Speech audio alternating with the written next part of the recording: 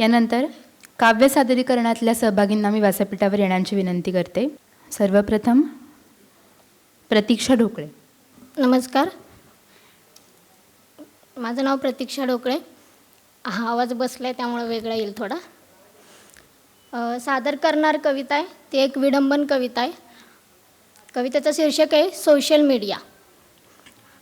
असे जगावे दुनियेमध्ये घेऊन हाती फोन नेहमी.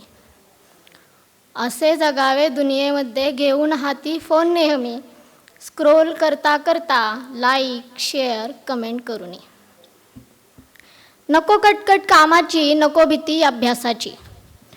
नको कटकट कामाची नको भीती अभ्यासाची. बेडवरती आडवे पडूनी चैन करावी सोशल मीडियाची. यूट्यूब फेसबुक इंस्टा व्हॉट्सॲप सगळे फिरून यावे. यूट्यूब फेसबुक इंस्टा व्हॉट्सॲप सगळे फिरून यावे. सगळीकडचे वेगवेगळे ट्रेंड्स फॉलो करावे. स्टोरी स्टेटस ठेवावे सतत अपडेट राहताना. फिल्टर चांगला शोधावा स्नॅप काढून टाकताना. रात्रीचा दिवस करताना झोप मेली तरी 72. बॅटरीसाठीही नको थांबू नये लावून घ्यावे लगेच चार्जर. जेवण पोटात जाण्याआधी फोटो त्याचा काढून घ्यावा. जेवण पोटात जाण्याआधी फोटो त्याचा काढून घ्यावा. चांगले गाणे शोधून मग तो सगळीकडे टाकावा. शांतता भंग झाली तरी रील पहाव्या मोठ्या आवाजात. शांतता भंग झाली तरी रील पहाव्या मोठ्या आवाजात. आयुष्याचे टेन्शन न घेता आपण आपले जगावे जोमात. माणसांशी न बोलता बघावे फोनमध्ये डोळे ताणूनी. माणसांशी न बोलता बघावे फोनमध्ये डोळे ताणूनी. स्क्रोल करता करता लाईक शेअर कमेंट करूनी. असे जगावे दुनियेमध्ये हाती घेऊन फोन नेहमी. स्क्रोल करता करता लाईक शेअर कमेंट करूनी. धन्यवाद. कामिनी खाने. नमस्कार, मी कामिनी खाने. कवितेचं शीर्षक आहे लेखणी. या लेखणीचं माझ्या आता विराम नाही. सांगायचे मनाला अंदाज फार काही. तोडून पाश सारे ही लेखणी पळाली. आकार अक्षरांना देतो नवी झळाळी. शब्दाचा अर्थ देण्या धावून येत शाई. शब्दाचा अर्थ देण्या धावून येत शाई. सांगायचे मनाला अंदाज फार काही. ती वेदना मनीच्या ऐकून रोज येते. दाटून कंठ येता ग्वाही हळूच देते. आनंद दाटताना आभाळ त्यात पाही. आनंद दाटताना आभाळ त्यात पाही. सांगायचे मनाला अंदाज फार काही. अन्याय साहवेना या अंतरी निखारे. होते रीती अशी ती तोडून पाश सारे. अंदाज हे निराळे ओळीत येत नाही. अंदाज हे निराळे ओळीत येत नाही. सांगायचे मनाला अंदाज फार काही. ओलावतो किनारा पानात सांडताना. ही लेखणी मिळाली मौनात भांडताना. काव्यास भावनांचा तो स्पर्श होत राही. काव्यास भावनांचा तो स्पर्श होत राही. सांगायचे मनाला अंदाज फार काही. या लेखणीस माझ्या आता विराम नाही.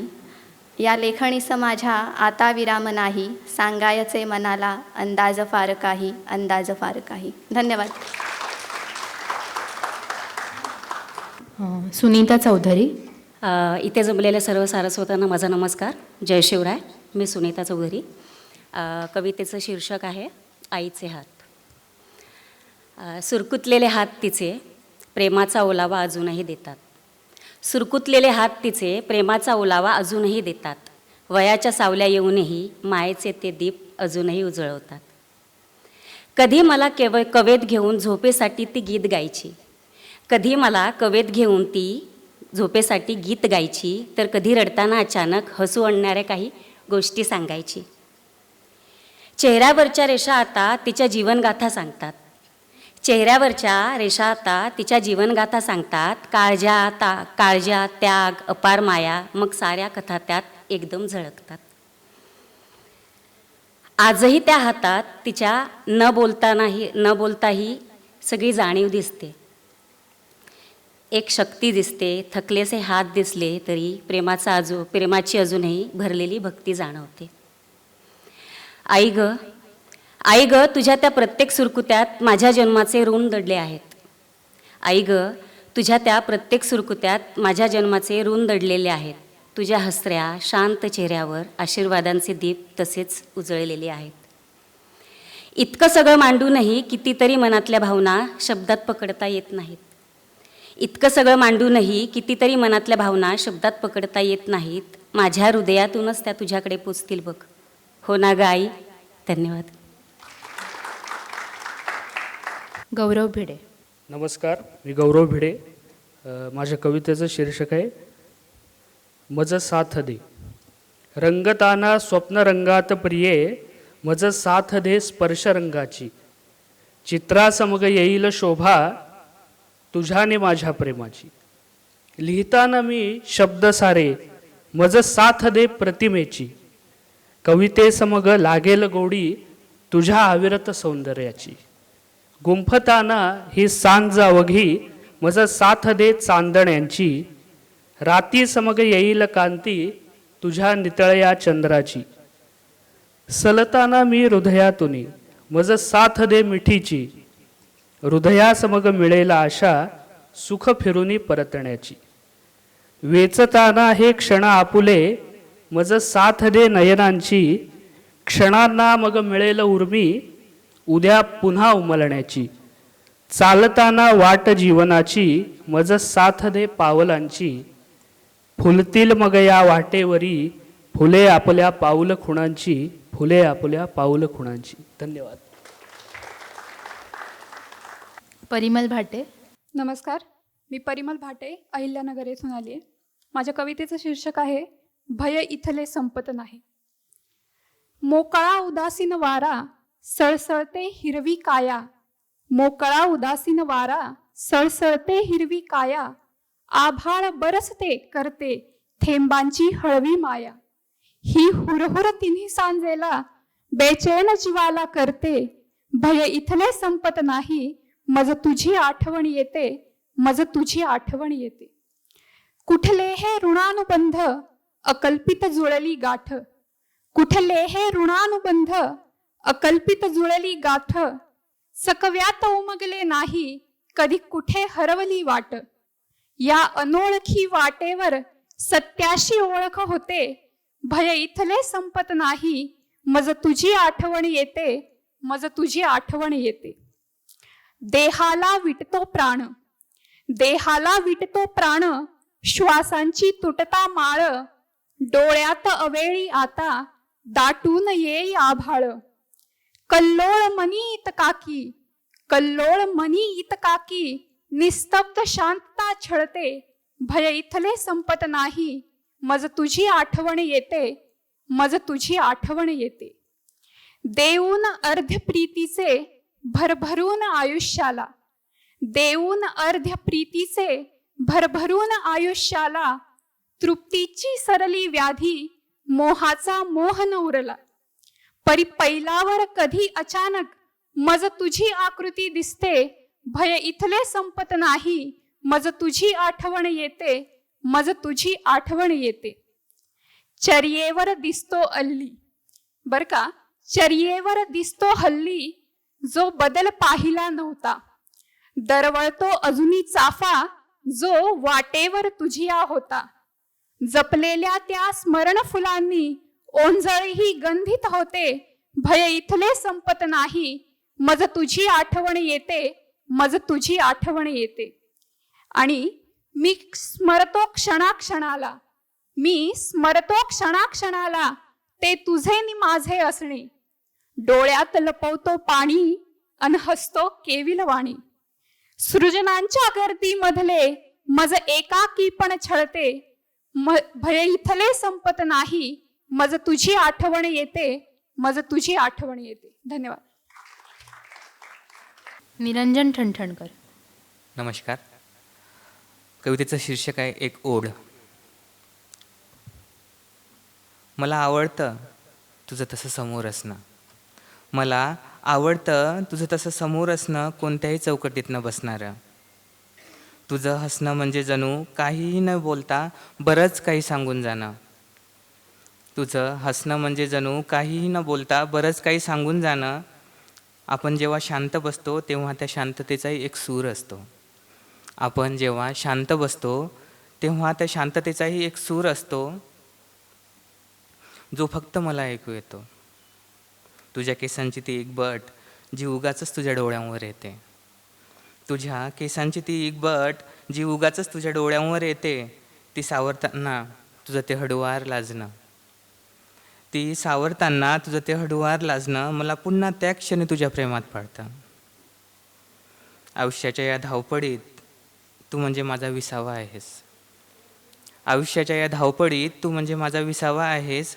कुठल्याही यमक जोडणीची गरज नाही, कारण तुझ्यासोबतचं माझं नातं स्वतःतच एक पूर्ण कविता आहे. मला तुला वचन द्यायचं नाही आहे. मला तुला वचन द्यायचं नाही आहे. मला फक्त तुला साथ द्यायची आहे. शब्दांशिवाय, बंधनांशिवाय, अगदी जशी तू आहेस. धन्यवाद. सुनीता पाटील. नमस्कार, मी सुनीता मधुकर पाटील. माझ्या कवितेचं शीर्षक आहे दिलावर वार हजार झाले. घड कोवळा तो काळजाचा, घड कोवळा तो काळजाचा, खुडून कोणी पसार झाले. घड कोवळा तो काळजाचा, खुडून कोणी पसार झाले. घायाळ स्पंदनाचे आता डोई ओझे अपार झाले. घायाळ स्पंदनाचे आता डोई ओझे अपार झाले. शब्द जरी निशब्द झाले, शब्द जरी निशब्द झाले, आसवे कोठे मौन झाली. शब्द जरी निशब्द झाले, आसवे कोठे मौन झाली. घुसमटल्या त्या श्वासांचे आक्रंदन बेसुमार झाले. घुसमटल्या त्या श्वासांचे आक्रंदन बेसुमार झाले. उजाडला हा गावच सारा, उजाडला हा गावच सारा, निर्जन बेटा सममन भासे. भंगल्या अस्तित्वावर वृक्ष, भंगल्या अस्तित्वावर वृक्ष, सोपस करते हजार झाले. शुक्ल तेजते लोप पावता, शुक्ल तेजते लोप पावता, कृष्णतम ते साकार झाले. शुक्ल तेजते लोप पावता, कृष्णतम ते साकार झाले. हरपला बघा तो चांद नभी, हरपला बघा तो चांद नभी, दैवाचे ते प्रहार झाले. अंधारल्या दाही दिशा अन, अंधारल्या दाही दिशा अन, निजल्या साऱ्या पाऊल वाटा. अंधारल्या दाही दिशा अन, निजल्या साऱ्या पाऊल वाटा. तरलवीरानी रात गायली, दिलावर वार हजार झाले. दिलावर वार हजार झाले. धन्यवाद. श्रीधर अंभुरे. नमस्कार. कवितेचं शीर्षक आहे एका समांतर रेषेच्या अलीकडे. एका समांतर रेषेच्या अलीकडे वाहने थांबतात येऊन एका ठराविक वेळेपर्यंत लाल दिवा लागल्यावर. एका समांतर रेषेच्या अलीकडे सर्व वाहने थांबतात एका ठराविक वेळेपर्यंत लाल दिवा लागल्यावर. घाई असतेच त्यांनाही, घाई असतेच त्यांनाही, पण ते थांबतात संयम आणि मर्यादा राखून. घाई असतेच त्यांनाही, पण ते थांबतात संयम आणि मर्यादा राखून. तिथे थांबतात छोटी मोठी अवजड हलकी 2 चाकी 4 चाकी अगदी 8 चाकी वाहनेसुद्धा. तिथे थांबतात छोटी मोठी अवजड हलकी 2 चाकी 4 चाकी अगदी 8 चाकी वाहनेसुद्धा. त्यात असतात श्रमिक, नोकरदार, रोजंदार, होतकरू, मजूर, डॉक्टर, इंजिनियर, वकील असे सगळेच, ज्यांना सुखरूप गाठायचं असतं पुढचं ठिकाण. विचारचक्र सुरू असतं प्रत्येकाच्या डोक्यात, विचारचक्र सुरू असतं प्रत्येकाच्या डोक्यात. मग मध्येच फिरतो फेरीवाला, गजरेवाला, हारवाला, पेनवाला, टाळ्या वाजवत येणारा छक्का. मग मध्येच फिरतो फेरीवाला, गजरेवाला, हारवाला, पेनवाला, टाळ्या वाजवत येणारा छक्का. काच पुसण्यासाठी मळकी बनियान घातलेलं होतकरू पोरगं, काच पुसण्यासाठी मळकी बनियान घातलेलं होतकरू पोरगं. परडीत अंबाबाईचा फोटो ठेवून कपाळाला कुंकू फासलेली एखादी पारदीन, पोटावर हात ठेवून काखत शेंबडं पोरगं घेऊन 18 विश्व दारिद्र्याच्या कळा चेहऱ्यावर असलेली एखादी भिकारीन. कुणाला टाळावं आणि कुणावर कळवळावं कळत नाही, कुणाला टाळावं आणि कुणावर कळवळावं कळत नाही. ते जवळ येताच खिशात हात घालावा, सरकत जावं गर्दीतून वाट काढत पुढे पुढे, की सोडावा सुस्कारा वेळ संपत आली म्हणून. निवळत जाते गर्दी ती समांतर रेषा ओलांडून, निवळत जाते गर्दी ती समांतर रेषा ओलांडून. आणि वेग धरतात एक एक वाहने संयमाची मर्यादा पार करून, आणि वेग धरतात एक एक वाहने संयमाची मर्यादा पार करून. पोहोचतात दुसऱ्या टोकाला अगदी सुखरूप, पोहोचतात दुसऱ्या टोकाला अगदी सुखरूप. बस नेमका असाच असतो आयुष्याचा प्रवास दोन टोकाचा. नेमका असाच असतो आयुष्याचा प्रवास दोन टोकाचा. कुठेतरी एखादा थांबा घ्यावाच लागतो मध्ये, जगत असलेल्या आयुष्याचं भान येण्यासाठी. जगत असलेल्या आयुष्याचं भान येण्यासाठी. धन्यवाद. राधा दीक्षित. नमस्कार. माझं नाव राधा दीक्षित. माझ्या कवितेचं नाव आहे पैंजण. आपण प्रेमात पडल्यानंतरनं बऱ्याच आपल्या शृंगारिक गोष्टींमधून आपल्याला त्याची सख्याची आठवण येत असते. तर असंच एक पैंजण बघूया कवितेतून. माझ्या पैंजणाचा नाद सख्या तुझ्या आठवात येतो. माझ्या पैंजणाचा नाद सख्या तुझ्या आठवात येतो. तुझ्या साथीची गोडी त्याला जीव कासावीस होतो. घुंगरू खट्याळ नाद लावतो. घुंगरू खट्याळ नाद लावतो खणखण पैंजणाचा ताल. घुंगरू खट्याळ नाद लावतो खणखण पैंजणाचा ताल. तुझ्या ओढीची भेट त्याला करी हाल ते बेहाल. चांदण्यांची रात्र त्यात छुमछुम या पायाची. चांदण्यांची रात्र त्यात छुमछुम या पायाची. भेट होता ती अबोल मंतरलेल्या गोड प्रीतीची. पैंजण गाते प्रेमगीत. पैंजण गाते प्रेमगीत भरून येता नभ सारे. पैंजण गाते प्रेमगीत भरून येता नभ सारे. होते मिठीत मोकळे इथे भारलेले श्वास सारे. भारलेले श्वास सारे. धन्यवाद.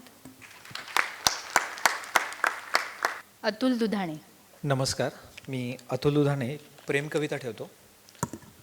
तू हार फुलांचा सजलेला मी तुझ्यात गुंतलेला दोरा ग. तू हार फुलांचा सजलेला मी तुझ्यात गुंतलेला दोरा ग. तुला कवितेची जाण तरी मी साधा कागद कोरा ग. तू मोहर तसा वैशाखातला. तू मोहर तसा वैशाखातला मी स्वैर उन्हाळ वारा ग. तू मोहर तसा वैशाखातला मी स्वैर उन्हाळ वारा ग. तू पावसाची पहिली सर जशी मी कोसळणाऱ्या धारा ग. तू चहाची गोडी सावळीशी मी स्वाद त्यातला न्यारा ग. तू चहाची गोडी सावळीशी मी स्वाद त्यातला न्यारा ग. तू चंद्रकोर प्रतिपदेची मी लुकलुकणारा तारा ग. तू उत्तर सारेच माझे. तू उत्तर सारेच माझे मी प्रश्नांचा पसारा ग. तू उत्तर सारेच माझे मी प्रश्नांचा पसारा ग. तू दैवत माझ्या प्रेमाचे मी उधळलेला भंडारा ग. तो हार फुलांचा सजलेला मी तुझ्यात गुंतलेला दोरा ग. खूप खूप धन्यवाद. कौस्तुभ गोसावी. नमस्कार. शुभ दुपार. मी कौस्तुभ शैलेश गोसावी. मंडळी, माणसांशी मैत्री होत असते, पण जेव्हा आकाशामध्ये चंद्र दिसतो तेव्हा मात्र ती मैफिल चंद्राशी असते आणि तेव्हा कविता साकारते. असतं आकाश निळं जेव्हा धूसर असतोस तू जरासा. असतं आकाश निळं जेव्हा धूसर असतोस तू जरासा. आकाश होतं थंडगार तुझ्यावर ठेवून भरवसा. तू असतोस म्हणून थोडे आकाश काळं बनतं नक्षी. तू असतोस म्हणून थोडे आकाश काळं बनतं नक्षी. तू असतोस म्हणून थोडे प्रेमही होते तुझेच साक्षी. काय बोलावे किती बोलावे ओठही गेले थकून जरासे. काय बोलावे किती बोलावे ओठही गेले थकून जरासे. शब्द जावे गहिवरून आता हृदयातले आणि भाव जरासे. तुझी माझी गोष्ट अशी भल्या पहाटे रंगून जावी. तुझी माझी गोष्ट अशी भल्या पहाटे रंगून जावी. मंत्रमुग्ध जरी झाली रात्र तरी मैत्रीची ती मैफिल व्हावी. शेवटचा शेर. रम्य असे रूप तुझे की तुझी कोर वाटते जणू स्वर्ण. रम्य असे तुझे रूप असे की तुझी कोर वाटते जणू स्वर्ण. असे मांडून झाले डाव तुझ्याशी माझी कविता इथे होते पूर्ण. असे मांडून झाले डाव तुझ्याशी माझी कविता इथे होते पूर्ण. जय मराठी. धन्यवाद. आदित्य गजघाटे. नमस्कार सगळ्यांना. पहिले तर सॉरी, कारण मी कुठला कवी नाही आणि मी जी कविता सादर करतो आहे ती माझी दुसरी कविता आहे. आणि मला आनंद होईल सांगायला की माझा जो मित्र ज्याने मला प्रोत्साहन दिलं कवितेसाठी, सुजल चौंडे, जो बसला आहे हसतात माझ्याकडे बघून, तर त्यासाठी थँक्यू. आणि मला कविता सादर करण्याबद्दल हा मंच दिला त्याबद्दल पण थँक्यू. मी थोडं सांगेन कवितेबद्दल, कारण की जर कविता अशी सुरू केली तर तुम्ही कन्फ्यूज व्हाल. मला असं वाटलं होतं की मीच फक्त प्रेमाची कविता लिहून आणली का काय, पण सगळ्यांचे हृदय सगळे हार्ट ब्रोकन आहेत, त्यात मी पण. माझ्या कवितेचं शीर्षक आहे तुझ्या आठवणीत रडणं रोजचं झाले. मी थोडं सांगतो. नुकतंच बालपणीचं प्रेम, आणि जेव्हा आपण मोठे होतो तेव्हा आपण प्रपोज करतो आणि तेव्हा आपल्याला कळतं की शी हॅव अ बॉयफ्रेंड असं. मग ते दुःख खूप मोठं असतं. आणि बालपणीचं प्रेम तुम्हाला माहीतच आहे जर केलं असेल तर कधी.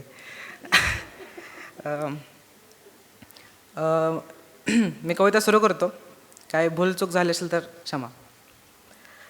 तुझ्या आठवणीत रडणं रोजचं झाले, तुझ्या आठवणीत रडणं रोजचं झाले, बघून स्वतःला रडताना मन एकटं झाले.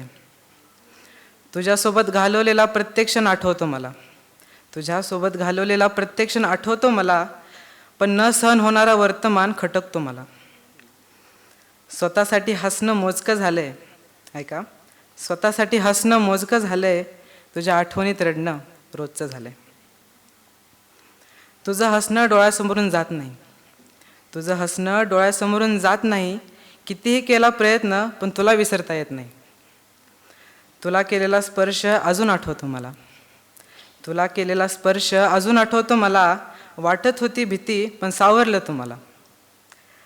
आठवणींचं ते एक आता कारण झाले, आठवणींचं ते एक आता कारण झालंय, तुझ्या आठवणीत रडणं रोजचं झाले. दिवस कसाही जातो पण रात्र खाते मला, दिवस कसाही जातो पण रात्र खाते मला, तुझ्यावर केलेल्या प्रेमाची आठवण देते मला.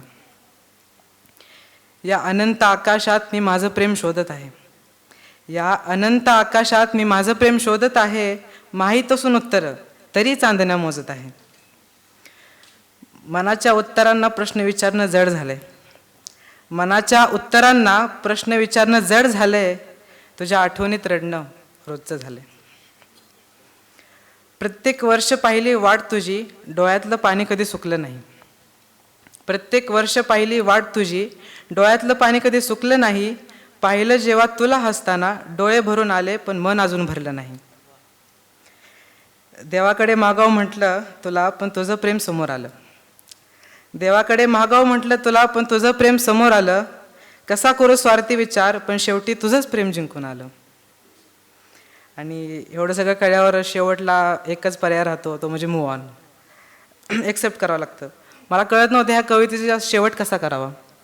आणि जसं मी माझं एकतर्फी प्रेम ज्या पद्धतीने शेवट केलं, तर जो विचार माझ्या मनात होता तो अगदी सेम विचार मी या शेवटच्या ओळीमध्ये टाकला आहे. ती ओळ अशी आहे की तुला हसताना बघून स्वतःला सावरणं सोपं झाले, तुला हसताना बघून स्वतःला सावरणं सोपं झालंय, तुझ्या आठवणीत रडणं रोजचं झालं. थँक्यू. प्रसाद काळोजी. हॅलो, नमस्कार, मी प्रसाद. माझी पण दुसरीच कविता आहे. तर लव्ह ॲट फर्स्ट साईडमध्ये बिलीव्ह करता, तर ही कविता तुमच्यासाठी आहे. पहिल्यांदा त्या व्यक्तीला पाहतो, नजरेला नजर भिडते, हळूच हवेची झुळूक येते, मागं संगीत वाजायला लागतं आणि माझी कविता सुरू होते. कवितेचं शीर्षक आहे नकळत सारे घडले. सांगायचे आहे आज मला तुला काहीतरी, ऐक जरा ठेवून हात तुझ्या हृदयावरी. नकळत कसे घडले हे, भिडताच नजर तुझ्या नजरेशी, मनतार जोडले हे, मनतार जोडले. काय किमया केली चेहऱ्याने तुझ्या, काय किमया केली चेहऱ्याने तुझ्या, आज गालावर माझ्या कळी खुलली.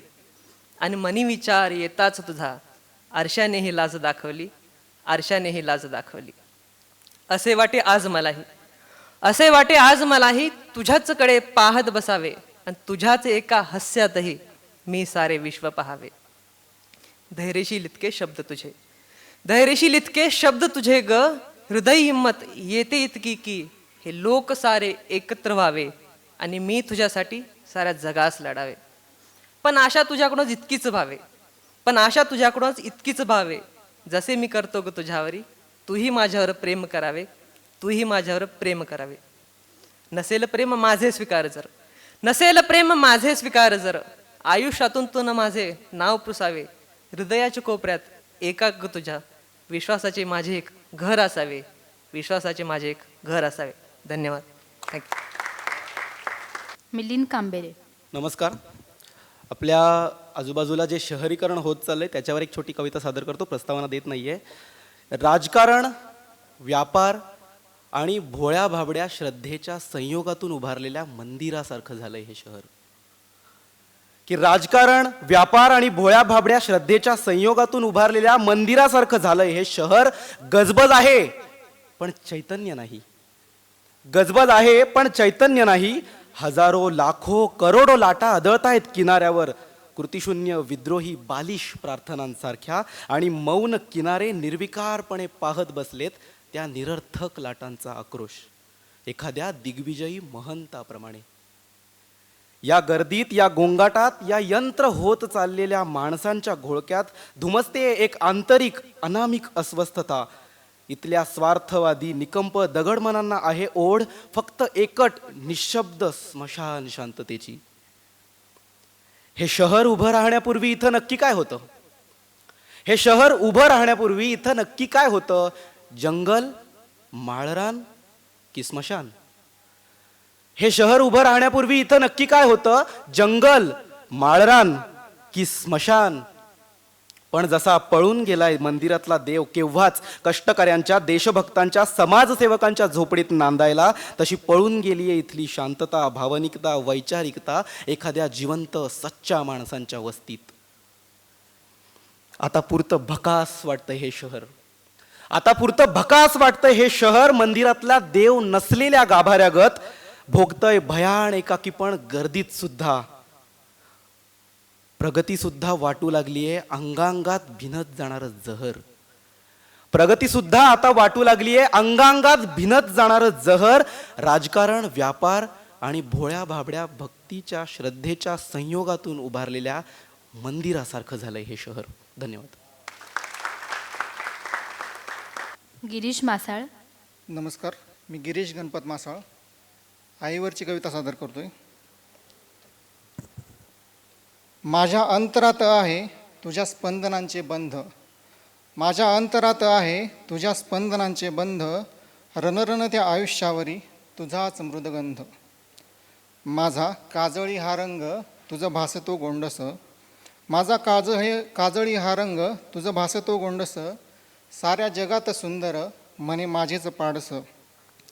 तुझ्या हातची भाकरी जणू अमृताचा घास, तुझ्या हातची भाकरी जणू अमृताचा घास, गोंजारता एकवार सरे जीवनाचा त्रास. तुझ्या धपाट्यात आहे कितीक ते बळ, तुझ्या धपाट्यात आहे कितीक ते बळ, माझे गढूळ जीवन करी सुगंधी निर्मळ. हातांनी माझ्या बांधावे तुझे मंदिर सुरेख, हातांनी माझ्या बांधावे तुझे मंदिर सुरेख, त्याच्या पायरीची शिळा माझ्या सरणाची राख, त्याच्या पायरीची शिळा माझ्या सरणाची राख. धन्यवाद. परेश पवार. सन्माननीय व्यासपीठ आणि इथे जमलेल्या सगळ्या रसिक मित्रांनो, तुम्हाला अभिवादन करून माझी कविता सादर करतो आहे. आणि इतकं छान ऐकताय तर थोडंसं धारिष्ट आले म्हणून गाऊन सादर करतो आहे, तर आवाजाला सांभाळा तुम्हीच. कवितेचं शीर्षक आहे काळीज. सख ये हे काळीज माझे, मी दिले तुला कायमचे.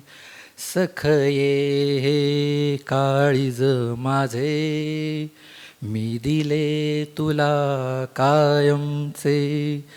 सख ये मी काळीज माझे, का दिले तुला कायमचे.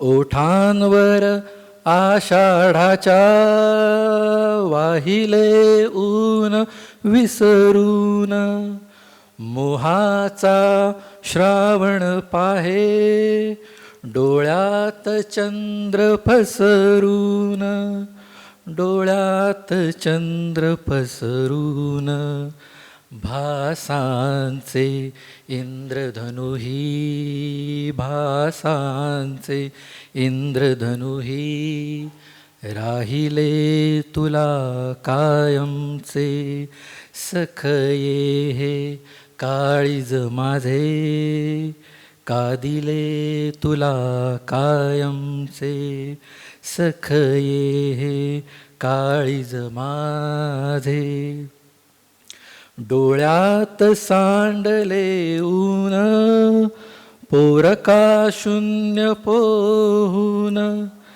अंधार हासला काळा हृदयात खोल झिरपून हृदयात खोल झिरपून सळसळणे तारुण्याचे भाळले तुला कायमचे सखये मी काळीज माझे का दिले तुला कायमचे गहिवरल्या एकांताचा मोहवे पाश भिलगून थरथरली कातर वेळ हुरहुरे श्वास घेऊन हुरहुरे श्वास घेऊन स्वर ओले संधी प्रकाश सावळे तुला कायमचे सखये मी काळीज माझे का दिले तुला कायमचे हसणे ही केविलवाणे रडण्याची कसरत आहे मरणाची मरमर तरीही जगण्याची फरफट आहे जगण्याची फरफट आहे भगव्याशा मौन पटावर गाळले तुला कायमचे सखये मी काळीज माझे का दिले तुला कायमचे सखये मी काळीज माझे जा दिले तुला कायमचे. धन्यवाद. यानंतर सर्व सहभागींना विनंती करते की त्यांनी कृपया समोर स्थानापन्न व्हावं आणि माननीय आदित्य दवणेंना विनंती करते की त्यांनी आपलं मनोगत व्यक्त करावं. जन्मानेमी कवी नाही पण आयुष्याने केले. जन्मानेमी कवी नाही पण आयुष्याने केले. नकळत झोके सुखदुःखांचे किती उंच वर गेले. जन्मानेमी कवी नाही पण आयुष्याने केले. नकळत झोके सुखदुःखांचे किती उंच वर गेले. जगतो म्हणूनही कविता लिहितो असे वाटते त्यांना. जगतो म्हणूनही कविता लिहितो असे वाटते त्यांना. कविता लिहिल्याने मी जगतो तिनेच माणूस केले.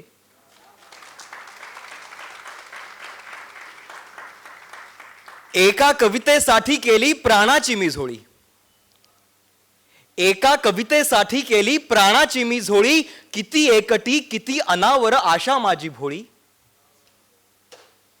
एका कवितेसाठी केली प्राणाची मी झोळी. किती एकटी किती अनावर आशा माझी भोळी. थेंब एक मग येऊन पडला त्याने भरली ओंजळ.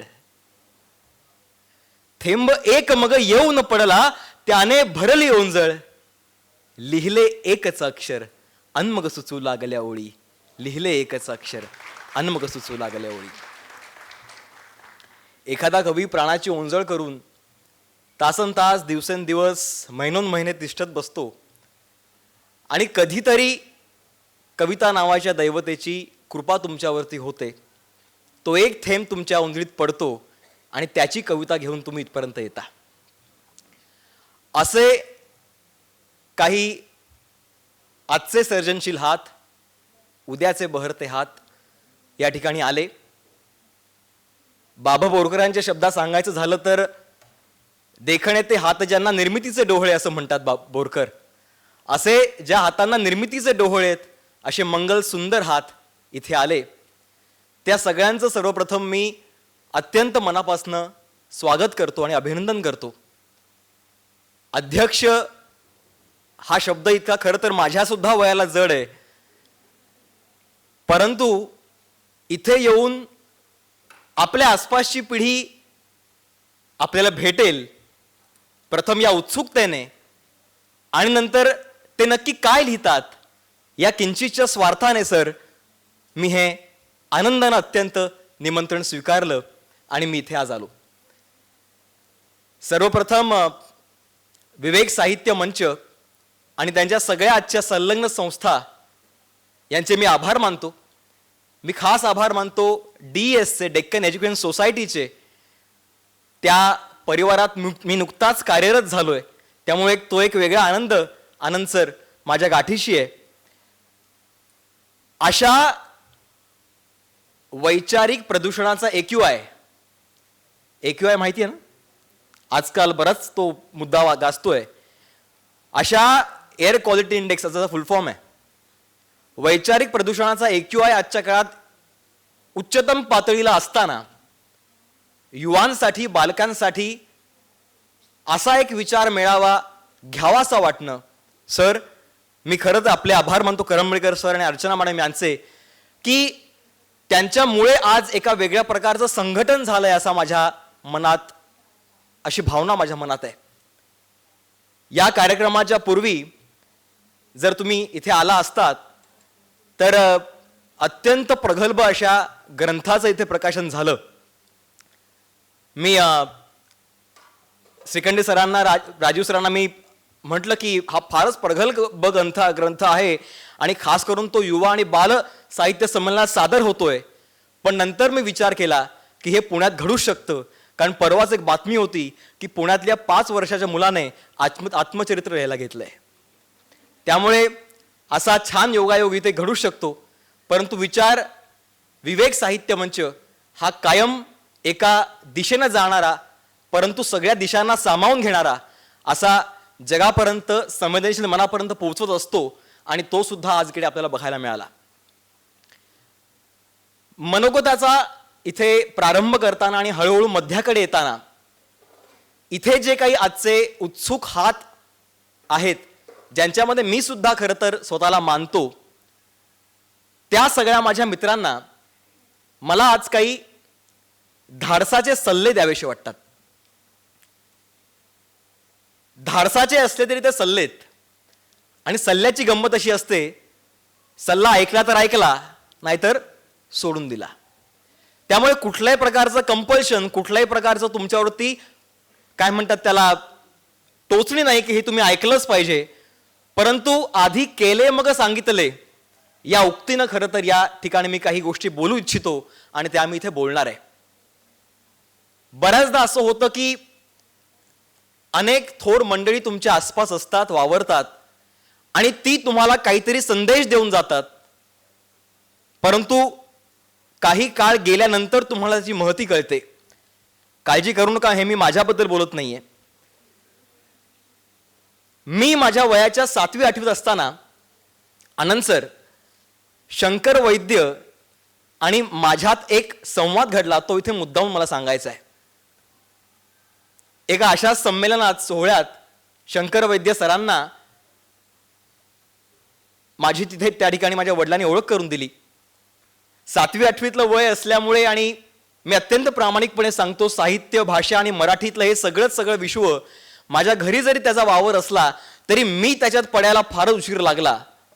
त्यामुळे शंकर वैद्य हे नाव घरात माहिती होतं, ऐकून होतो, पण महती कळण्या इतपत माझी संवेदना तेवढी तीक्ष्ण झाली नव्हती. मला शंकर सरांनी, वैद्य सरांनी मला विचारलं काय करतोस, नाव काय, इत्यादी इत्यादी. आणि अचानक त्या 7वी 8वीच्या मुलाला वैद्य सरांनी एक अनपेक्षित प्रश्न विचारला. ते म्हणाले, त्यांनी विचारलं, आदित्य तू संध्याकाळी काय करतोस? आता अचानक कुठलाही पुढचा मागचा संदर्भ नसताना संध्याकाळी काय करतोस हे 7वी 8वीतल्या मुलाला सुद्धा कल्पना असतात काही गोष्टींच्या.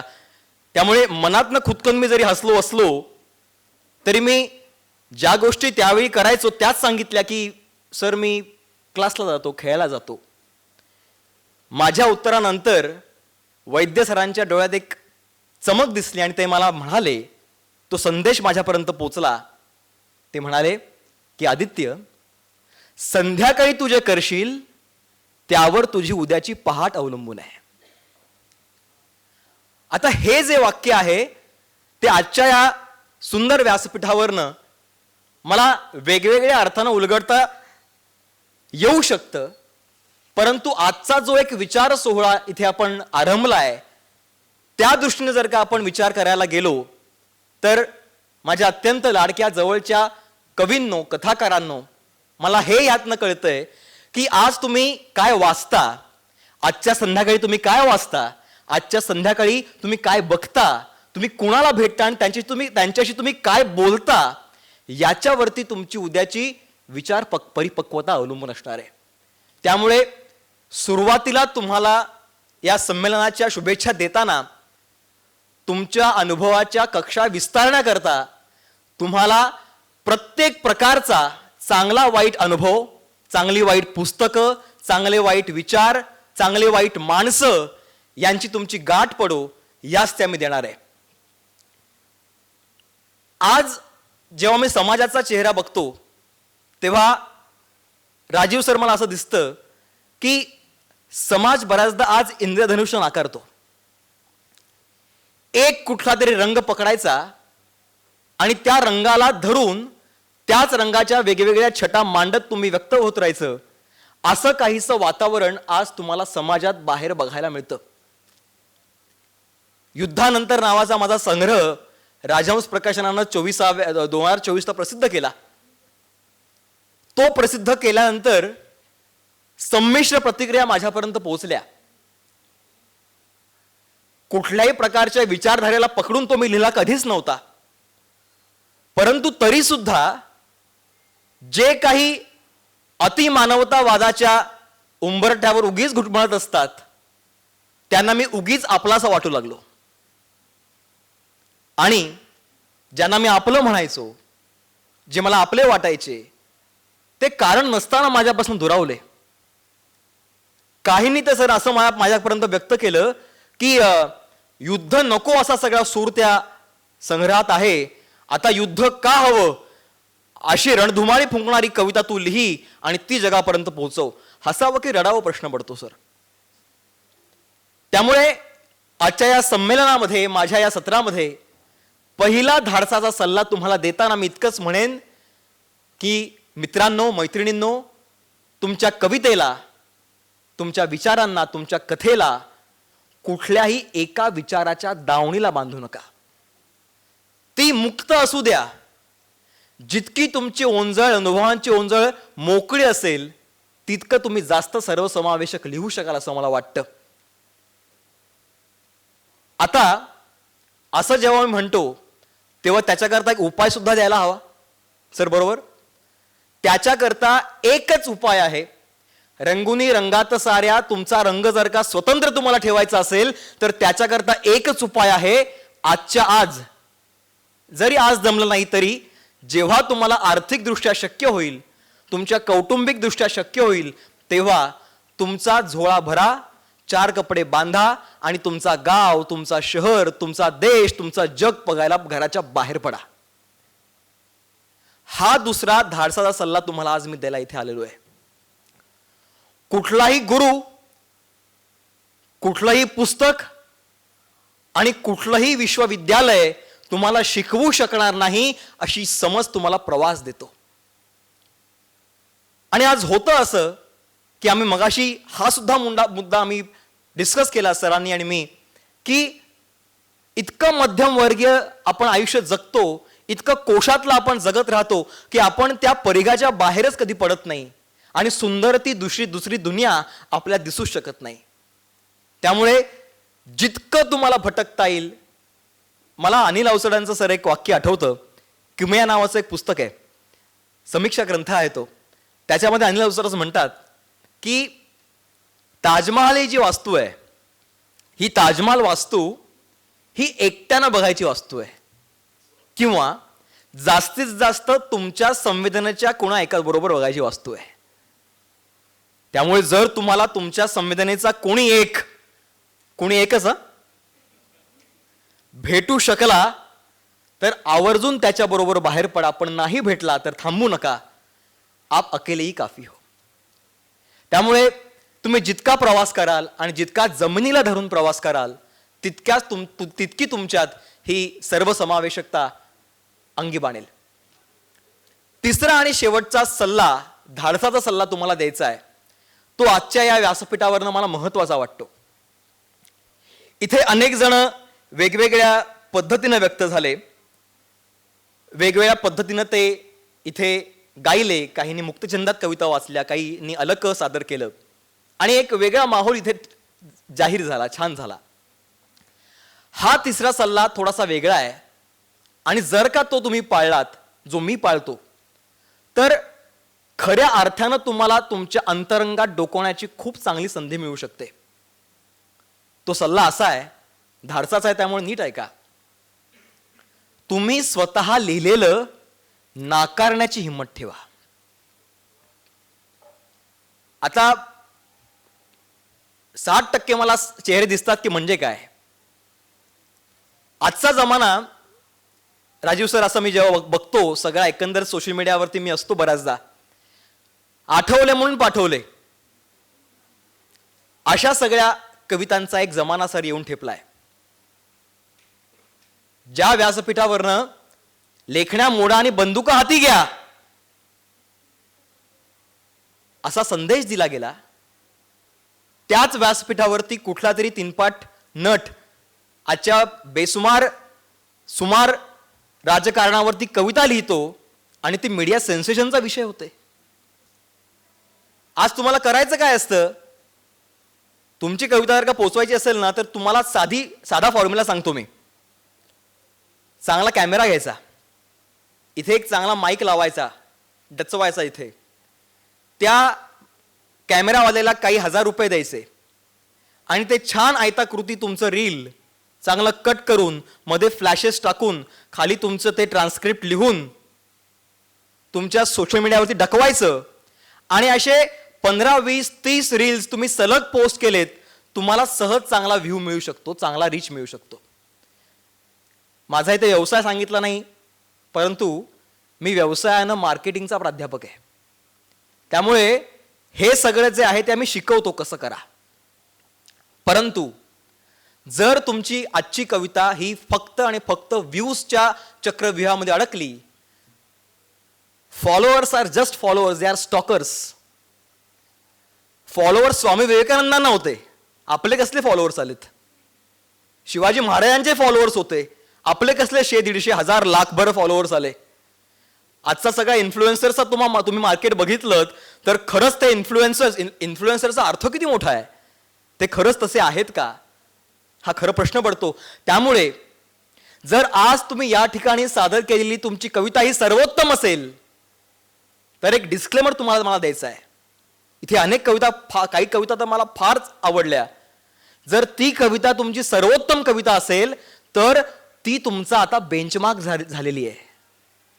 त्यामुळे भविष्यात कुठलीही ओळ लिहिताना जर त्या कवितेच्या खालच्या वैचारिक पातळीची जर का ओळ तुमच्याकडनं लिहिली जात असेल तर तो तुमचा एक साहित्यिक गुन्हा ठरेल. त्यामुळे या पुढचा प्रवास हा फार महत्वाचा आहे, या पुढचा प्रवास हा फार जोखमीनं करण्याचा आहे.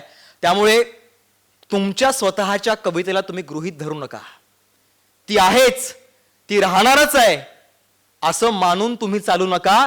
देव्हारा जर का तुमच्या घरामध्ये असेल, मग तुम्ही कुठल्याही जाती धर्माचे असा, एक जागा तुमची त्या अखंड शक्तीची असते. त्या अखंड शक्तीच्या आसनावर तुमच्या कवितेला, तुमच्या कथेला विराजमान करा आणि तिच्या पायरीशी नतमस्तक व्हा. हे काही धाडसाचे सल्ले घेऊन तुमच्या समोर मी आज इथे आलो.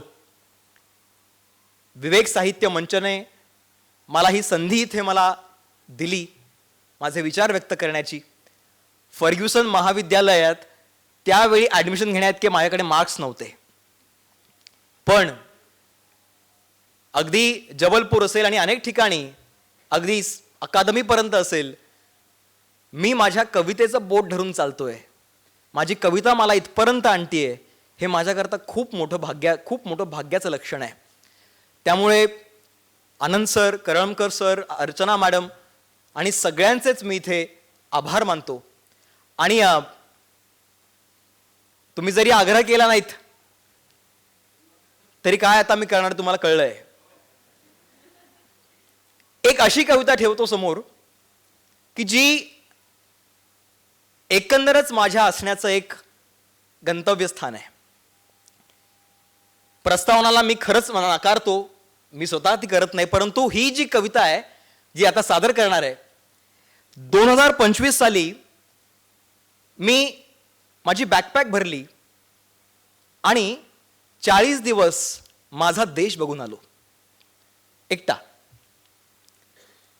घरी आलो, निवांत एका लोळावरती विसावलो होतो, हातात नोकरी नव्हती आणि तरी सुद्धा त्या धुंदीमध्ये 40 दिवसाच्या सगळे मला ते प्रसंग, सगळी ती माणसं मला आठवू लागली.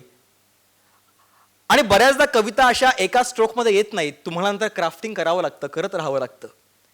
परंतु आत्ता जी कविता सादर करणार आहे ती एका स्ट्रोकमध्ये आली आणि तीच तशी सादर करणार आहे. शीर्षक आहे कवितेचं स्थिती. नाजूक हळव्या रंगांचा या सोडून द्यावा भार. नाजूक हळव्या रंगांचा या सोडून द्यावा भार, इथेच यावा मृत्यू आणिक पार करावे द्वार. नाजूक हळव्या रंगांचा या सोडून द्यावा भार, इथेच यावा मृत्यू आणिक पार करावे द्वार. ताड ताड मग चालत जावे नक्षत्रांच्या गावी. ताड ताड मग चालत जावे नक्षत्रांच्या गावी, उल्का झेलून ओवून त्यांची सुरेख माला व्हावी. ताड ताड मग चालत जावे नक्षत्रांच्या गावी, उल्का झेलून ओवून त्यांची सुरेख माला व्हावी. चूळ भरावी आणि वहावी आकाशातील गंगा. चूळ भरावी आणि वहावी आकाशातील गंगा, हजार सूर्यांभवती व्हावा एकला आपुला दंगा. ग्रहताऱ्यांना जरब बसावी असे करावे काही. ग्रहताऱ्यांना जरब बसावी असे करावे काही, आपण येता बिचकून जाव्या दिशा बापुड्या दाही. पृथ्वीवरुनी निघून जाणे वसूल होऊन जावे.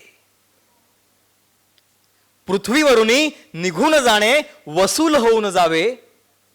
ब्रह्मांडावर हक्क सांगुनी असेच मस्त राहावे. ब्रह्मांडावर हक्क सांगुनी असेच मस्त राहावे. पुन्हा एकदा आभार. इंस्टाग्राम सारखं माध्यम आहे, जरूर तिकडे जोडले जाऊया आणि एकत्र मोठे होऊया असं वाटतं. मनापासून धन्यवाद.